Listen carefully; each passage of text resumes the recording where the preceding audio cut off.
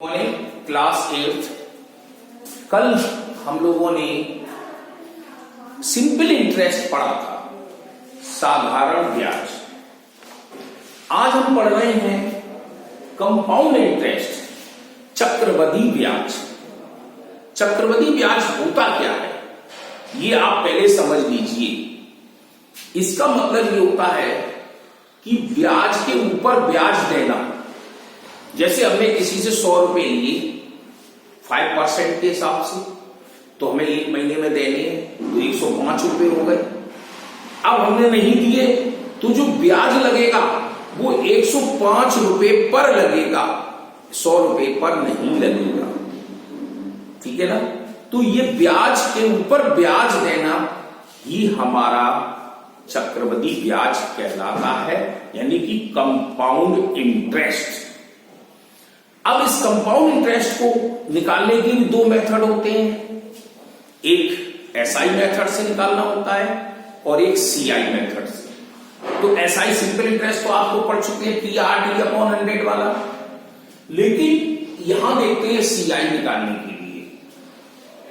A equal to P 1 plus r/100 power जो है जुड़ी है एन फॉर यहां पर टाइम दिया जाता है, आर फॉर रेट तो तुमको मालूम है।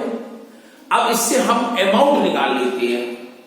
जब हम अमाउंट निकाल लेते हैं तो सीआई निकालने के लिए फार्मूला लगाना पड़ेगा। तो CI is equal to A minus T, जैसा एसआई के लिए लगाया था। तो ये हमारा कंपाउंड इंटरेस्ट का एक नया फार्मूला आ गया। लेकिन आपके यहां कुछ क्वेश्चन ऐसे हैं जो सीआई से और एसआई से पूछे गए। 1 से 5 क्वेश्चन तक आपको निकालना है सीआई, वो कंपाउंड इंटरेस्ट मेथड से नहीं निकालना है, इस फार्मूले से नहीं निकालना है। तो कौन से फार्मूले से निकालना है? तो हम कहेंगे सीआई फार्मूले से निकालना, एसआई फार्मूले से निकालना है। तो जैसे लिखा है कि 6,000 रुपीज फॉर 2 years at 10% पर annum, 6,000 2 साल और 10% रेट है। तो उससे हम फार्मूला निकालें। क्या करेंगे? हम इसको बिगाड़ दे रहे हैं।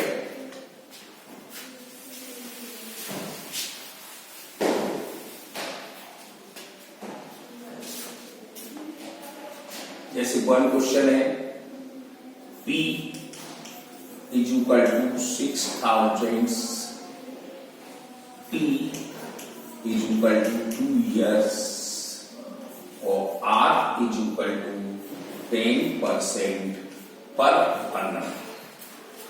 अब आप देखो कि हमने 2 years को 2 हिस्सों में बांट दिया, तो एक एक ईयर करके बना दिया। तो हमारे पास क्या होगा? SI in first year means 1 साल। तो हम एसआई का फार्मूला लगा देते हैं ऐसे, P into R into T upon 100।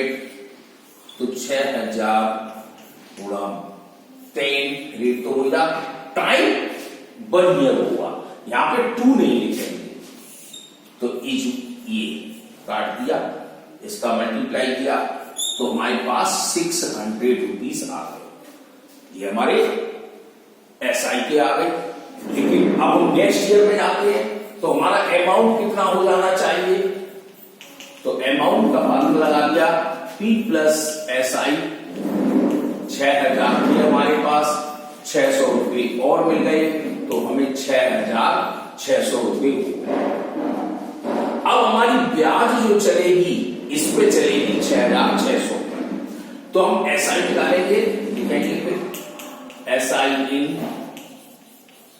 Second year, दूसरी साल की। तो फार्मूला वही लगाएंगे, SI equal to P into R into T upon 100। तो 600 10 इंटू 1 ईयर, टाइम वही रहेगा 1 ईयर का। तो 100 काट दिया, तो हमारे पास 660 रुपीज आ गए। देखा आपने कि यहां पर 600 रुपीज आया था तो यहां पर बढ़कर आ गया हमारे पास 60 रुपए और ज्यादा बढ़ गया, तो ये हमारा चक्रवृद्धि ब्याज हो गया। अब हमें दोनों सीआई जो एसआई आएंगे दोनों, उनको सीआई में कन्वर्ट करना है।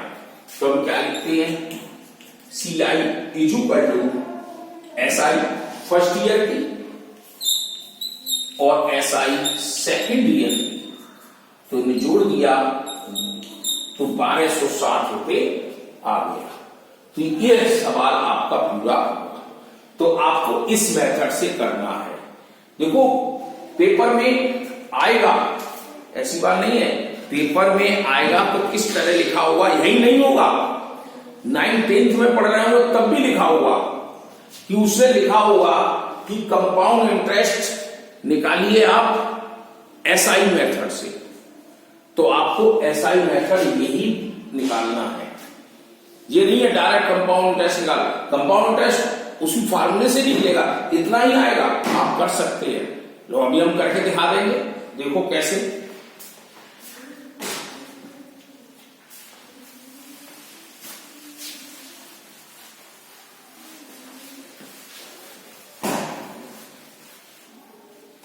हाँ, अब हम सीआई मेथड से काम करेंगे। सीआई मेथड सरल होता है एसआई मेथड से।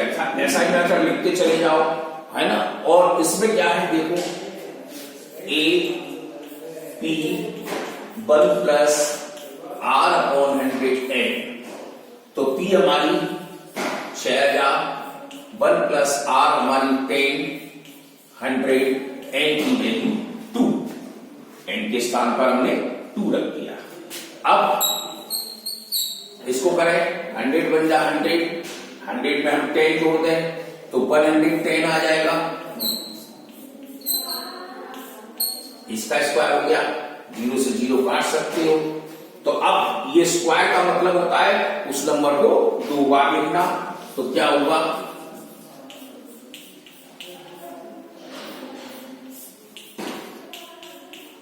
देखो 11/10, 11/10 मैंने 2 बार लिख दिया क्योंकि यहां पे क्रॉस किया है हमने, 1 0 से 0, 1 0 से 1 0। तो हमारे पास क्या बचा, 60, 11 का किया तो 121, 6 का कर दीजिए, 6 1 जा 6 और 6 2 जा 12, 1, 6 1 जा 6, 1 7 और 0। तो ये हमारा क्या आया, ए अमाउंट आया।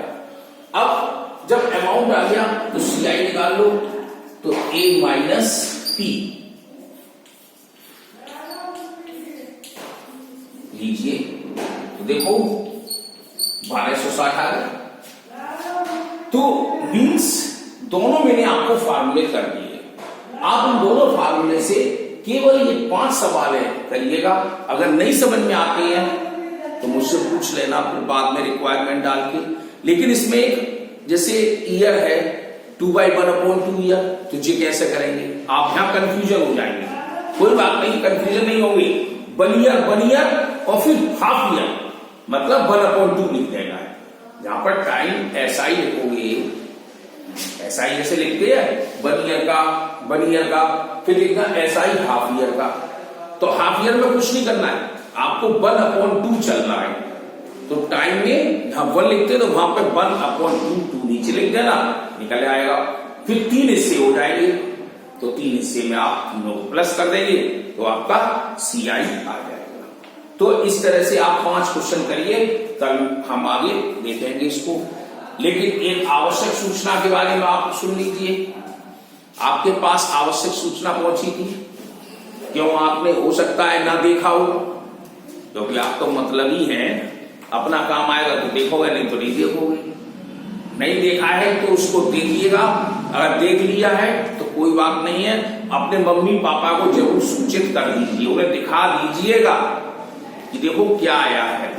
उसमें है क्या, कुछ नहीं है, उसमें ये है आपकी इस सत्र की फीस, ये हमारी जो पढ़ाई चल रही है 8th क्लास की, तो उसमें 4 महीने की फीस आपकी माफ कर दी गई है और 8 महीने की फीस आपसे ली जा रही है पुराने रेट के अनुसार। जो 7th क्लास में आपकी फीस लगती थी उसी रेट से। अब वो कब तक जमा करनी है, वो आप इकट्ठी भी कर सकते हैं 8 महीने की, नहीं तो 2-2 महीने का इंस्टॉलमेंट बना लीजिए। तो 2 महीने की फीस आप 3 तारीख से पहले जमा कर दें। फिर हम परीक्षा की तरफ देखें। 12 तारीख को परीक्षा है हाफ ईयरली की। यदि जिसने फर्स्ट टर्मिनल नहीं भी दिया है कोई बात नहीं, लेकिन वो सेकंड टर्मिनल में जरूर जुड़ जाए। और जुड़ेगा जब वो 2 महीने की फीस कंपलसरी यहां जमा कर जाएगा। अगर नहीं जमा करेगा तो मैं कुछ नहीं जानता। फिर आपका 3 तारीख मैंने इसलिए बोला है, 3 तारीख तक आप फीस जमा कर दें।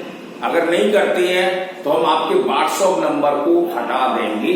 आपकी जो ऑनलाइन पढ़ाई जा रही है वो बंद हो जाएगी। तो उसको सुचारू रूप से चालू रखने के लिए मैं आपसे कह रहा हूं 2-2 महीने की करिए, ज्यादा जल्द नहीं है।